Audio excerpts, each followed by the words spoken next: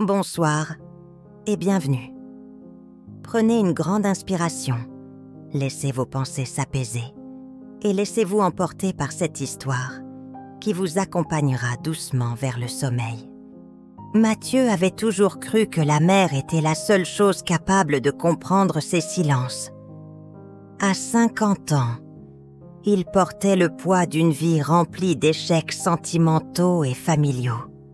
Sa femme, Jeanne, avait quitté ce monde 10 ans auparavant, emportée par une maladie qu'il n'avait jamais su affronter à ses côtés. Ce n'était pas qu'il manquait d'amour pour elle, au contraire, il l'aimait profondément. Mais cet amour, il l'avait toujours enfoui derrière un mur de silence et de maladresse. Jeanne avait passé ses derniers mois à essayer de briser ce mur, sans succès. Son fils Samuel, maintenant adulte, lui reprochait encore cette absence émotionnelle. Ce qui avait commencé comme une distance entre eux s'était transformé, au fil des années, en un gouffre. Mathieu, incapable de verbaliser son affection, s'était réfugié dans son travail, ses longues marches solitaires et, parfois, ses escapades sur la mer. Samuel, de son côté, avait grandi dans le ressentiment, croyant que son père l'avait délibérément exclu de sa vie. Leur dernière rencontre avait été un désastre. Mathieu s'était rendu à l'appartement de Samuel avec l'intention de parler, d'expliquer. Mais les mots lui avaient échappé, comme toujours. Après quelques phrases maladroites, la conversation avait dégénéré en dispute. « Tu sais quoi, papa ? Peut-être que c'est mieux si tu continues à vivre pour toi, comme tu l'as toujours fait. » avait lancé Samuel avant de claquer la porte, laissant Mathieu seul dans le couloir, avec un silence plus lourd que jamais. Ce soir-là, Mathieu, assis dans le petit salon de son appartement encombré, contempla longuement une vieille photo de famille. C'était une photo prise sur une plage, il y a bien des années. Jeanne souriait, un bras autour de Samuel, alors âgé de 8 ans. Mathieu se tenait un peu en retrait, le regard perdu dans l'horizon, comme toujours. Il réalisa qu'il n'avait jamais vraiment été présent, même dans les moments où il était physiquement là. Un profond sentiment de vide s'empara de lui. Il ne voyait plus de chemin pour réparer ce qui était brisé. Alors il prit une décision. Il allait partir. Pas pour fuir, mais pour affronter quelque chose de plus grand que lui-même. La mer. Ce serait son dernier voyage, une ultime tentative pour comprendre ce qu'il avait raté dans sa vie. Le lendemain, il se rendit dans un petit port du sud de l'Espagne. Là, parmi les quais encombrés de filets de pêche et de caisses de marchandises, il trouva un vieux cargo maltais, l'Aurore Noire, prêt à appareiller pour une longue traversée. Le navire, rugueux et marqué par le temps, semblait refléter son propre état d'âme. Sans trop réfléchir, il s'engagea comme marin. Le capitaine, Ibrahim, un homme au visage buriné par le sel et le soleil, l'accepta sans poser de questions. C'était ainsi sur ces navires. Personne ne demandait pourquoi on venait. Tout le monde fuyait quelque chose. Les premiers jours en mer furent étrangement apaisants. Mathieu passait ses journées à nettoyer le pont, à vérifier les cordages et à écouter le grondement monotone du moteur du cargo. Le roulis constant de l'océan semblait calmer l'agitation intérieure qui le hantait depuis des années. Les nuits, cependant, étaient différentes. C'était alors que les souvenirs revenaient, inévitables, comme des vagues qui se brisent inlassablement sur un rivage. Mathieu repensait à Jeanne, à ses rires et à ses silences. Il se souvenait de leur dernier Noël ensemble, où elle avait insisté pour décorer un sapin malgré sa maladie avancée. Il avait été là physiquement, mais son esprit était ailleurs, préoccupé par des choses qu'il ne se rappelait même plus aujourd'hui. Il se souvenait aussi de Samuel, enfant, qui lui demandait de l'accompagner à ses matchs de football. Mathieu disait toujours qu'il était occupé, qu'il irait la prochaine fois.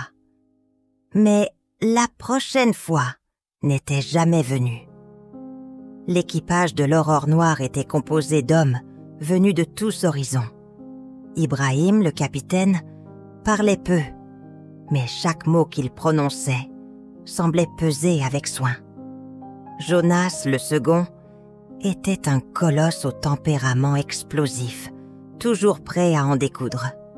Puis il y avait Ravi, le jeune mécanicien, un garçon timide mais incroyablement habile avec les machines.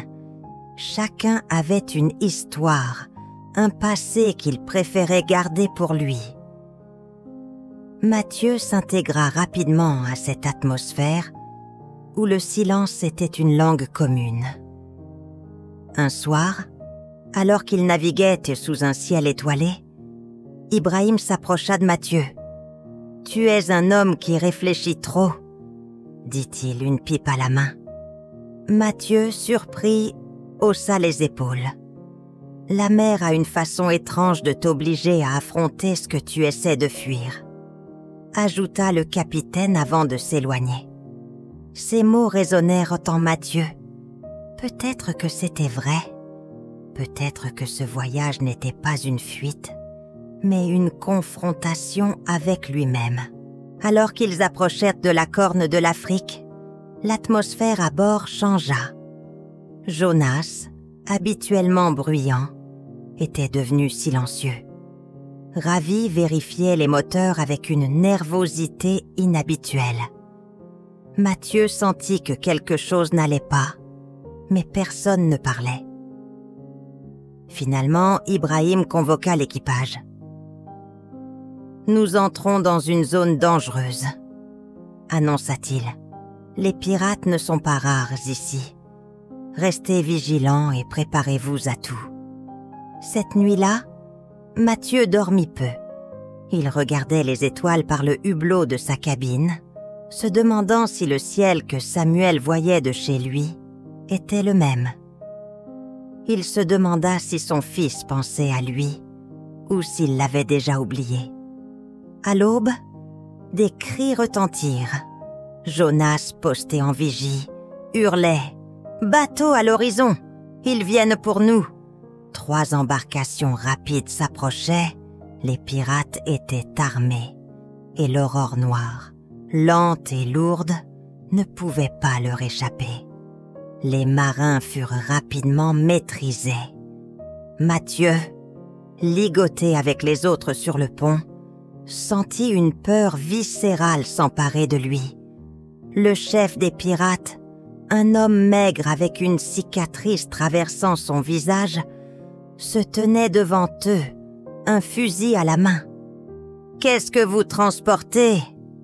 demanda-t-il à Ibrahim. Le capitaine resta silencieux. Sans hésiter, le pirate tira sur un marin, laissant son corps s'effondrer lourdement sur le pont. « Je vais poser la question une dernière fois, » dit-il. Ibrahim, le regard froid, finit par répondre. Les pirates fouillèrent le navire et trouvèrent la cargaison, des métaux précieux et des composants électroniques, bien plus lucratifs qu'ils ne l'avaient espéré. Pourtant, leur chef semblait insatisfait. « Prenez tout !» ordonna-t-il à ses hommes. « Mais brûlez le navire. On ne laisse aucune trace. » Un frisson glacial traversa l'équipage. Couler le navire signifiait leur mort à tous. Ibrahim tenta une dernière fois de négocier, mais le pirate ne l'écouta pas. C'est à ce moment-là que Mathieu sentit une impulsion irrépressible monter en lui. Il regarda les hommes autour de lui, des visages marqués par la peur, mais aussi par la vie, des vies encore pleines de promesses. Lui, en revanche, se sentait déjà vide, sans attache, sans but. Mathieu se leva brusquement, malgré les cordes qui entravèrent ses poignets. « Attendez !» cria-t-il, attirant l'attention du chef pirate. « Prenez-moi comme otage. Je suis seul. Je n'ai personne. Laissez-les partir et prenez-moi. » Le pirate, surpris, s'approcha de Mathieu.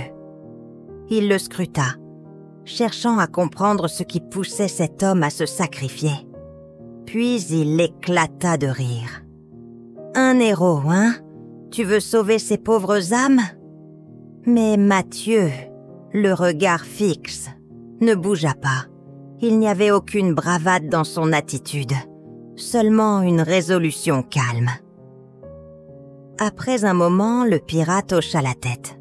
« Très bien, vous pouvez partir, » dit-il à Ibrahim. « Mais si je découvre que tu m'as menti sur la cargaison, je retrouverai ton bateau et je le coulerai. » Les pirates traînèrent Mathieu jusqu'à l'un de leurs bateaux rapides. Ibrahim, le visage marqué par la douleur, croisa le regard de Mathieu une dernière fois. « Merci, » murmura-t-il, avant de guider l'aurore noire loin du danger. Mathieu passa plusieurs jours prisonnier des pirates. Ils ne le maltraitèrent pas, mais ils l'ignoraient presque complètement. Il était enfermé dans une petite cabine exiguë, bercé par les mouvements de la mer. Isolé, il avait tout le temps de réfléchir. Il se surprit à penser à Samuel. Il se souvenait de la première fois qu'il avait tenu son fils dans ses bras, de sa promesse silencieuse de toujours être là pour lui. Une promesse qu'il n'avait jamais tenue. Il se souvenait aussi des moments simples, comme les après-midi où ils jouaient ensemble sur la plage, avant que le poids des responsabilités et de son propre silence ne vienne tout gâcher. Un soir, le chef pirate s'assit en face de lui, une bouteille de rhum à la main. « Pourquoi t'es monté sur ce navire ?» demanda-t-il. Mathieu haussa les épaules. « Pour fuir », répondit-il honnêtement. Le pirate sourit. « Tu crois qu'on peut fuir ce qu'on est ? Regarde-nous, on vit au milieu de nulle part, et pourtant, ce qu'on fuit nous suit partout. » Ces mots résonnèrent profondément en Mathieu. Peut-être que la mer, ce qu'il avait toujours vu comme un refuge, n'était en réalité qu'un miroir, reflétant tout ce qu'il avait essayé de fuir. Une nuit, alors que le bateau des pirates était à l'arrêt, Mathieu décida de tenter sa chance. Il avait remarqué que les gardes se relâchaient après avoir bu, et il avait discrètement récupéré un éclat de métal pour couper ses liens. Il se faufila jusqu'au bord du bateau, évitant les quelques pirates encore éveillés. L'eau noire et glaciale de l'océan s'étendait devant lui. Il hésita un instant, puis il plongea. La mer l'engloutit immédiatement, froide et impitoyable. Il nagea de toutes ses forces, ses muscles hurlant sous l'effort. Les pirates remarquèrent ton absence et commencèrent à tirer dans l'eau. Mais dans l'obscurité, Mathieu parvint à s'éloigner. Les heures qui suivirent furent une lutte acharnée contre les vagues. Mathieu, épuisé, se laissa parfois porter par le courant, regardant les étoiles au-dessus de lui.